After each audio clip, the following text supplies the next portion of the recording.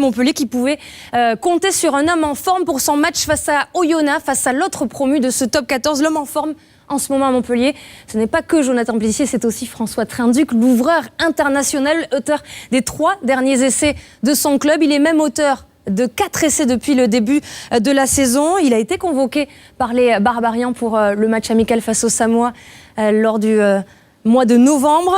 A-t-il fait encore la différence aujourd'hui? C'est la question qu'on va vous poser, Frédéric Viard.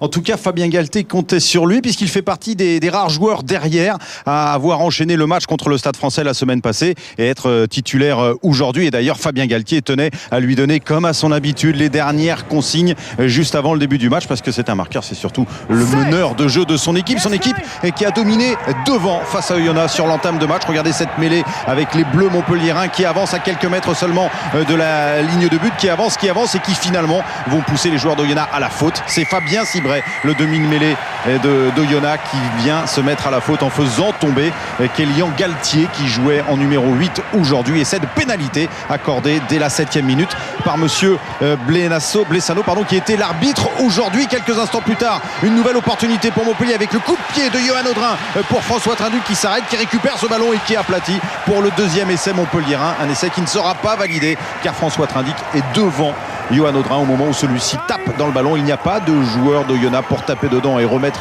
en jeu François Trinduc, et c'est refusé. Il ne voit rien venir pour le moment, frère Fabien, si ce n'est une équipe d'Oyonnax qui finalement décide de jouer, de tenter, avec notamment Sled, son 3e ligne centre. La sortie de Cibret pour Orda Pileta, la longue sautée récupérée par Bousquet qui repique, et c'est Silvertian, un essai magnifique pour Oyonnax.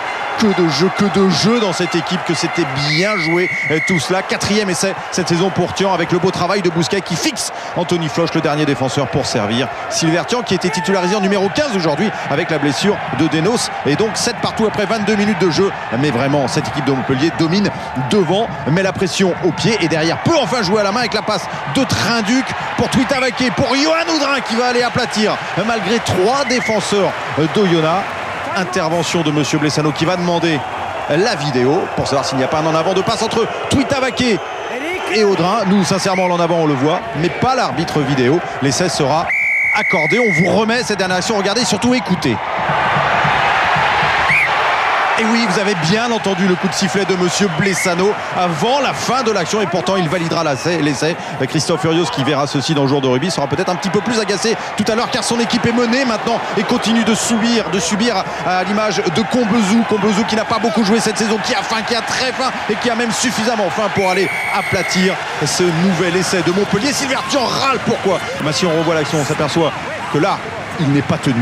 Combezou, il peut se relever, il est mis au sol, il est tenu, mais il se relève et il continue d'avancer, le tout sous les yeux de monsieur Blessano. L'essai n'aurait pas dû être accordé, mais il l'est, et ça permet à Montpellier de mener 24-13 à la pause. L'essai du bonus offensif, ce qui pose des questions quand même à Christophe Furios, qui cherche des solutions, parce que son équipe, encore une fois, est menée, subie à domicile, à l'extérieur, avec cette équipe de Montpellier qui continue d'avancer. On les a vus dominer en mêlée. Ils dominent également sur les ballons portés, à l'image de cette longue séquence avec Toulou qui était rentré à la place de Priva, qui finalement peut sortir, libère Payog pour une nouvelle charge, cette fois-ci d'Olivier, le 3/4 centre sud-africain. Ballon récupéré par Toulou, arrêté à quelques mètres de la ligne. Ça continue de voler, d'aller vite, et cette fois-ci c'est Combezou qui vient aller marquer un essai qui cette fois-ci sera validé sans la vidéo.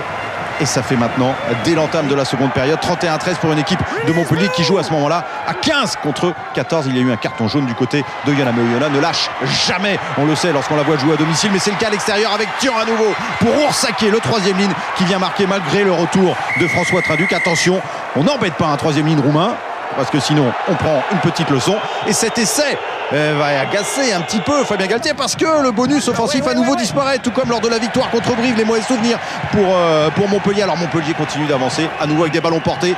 Toulou à nouveau en fer de lance pour Payog qui ne joue pas beaucoup non plus cette saison, avec l'éclosion de Pélissier qui vient marquer ce nouvel essai qui offre à nouveau le bonus offensif à Montpellier et qui permet de porter la marque à 38-20. Vous avez vu la petite tape sur les fesses de Payog pour dire à Toulouse c'est bon, tu peux y aller. Et ils vont continuer comme ça, les Montpelliérains, continuer de dominer. Il n'y a plus grand chose à perdre ni à gagner pour Oyonnax qui sait qu'elle va s'incliner à nouveau. Aujourd'hui, il n'y aura pas de bonus défensif à aller chercher. Et il y aura même un dernier essai pour Montpellier par l'intermédiaire d'Anthony Floch qui va aplatir avec la vidéo validée par monsieur Blessano. Ce dernier essai qui permet à Montpellier de s'imposer 45-20 contre Brive. Il y avait eu 1 heure de remontée de bretelles dans les vestiaires de la part de Fabien Galtier. C'est beaucoup plus serein. C'est même beaucoup plus rieur aujourd'hui pour Montpellier. 3e victoire bonifiée d'affilée à domicile.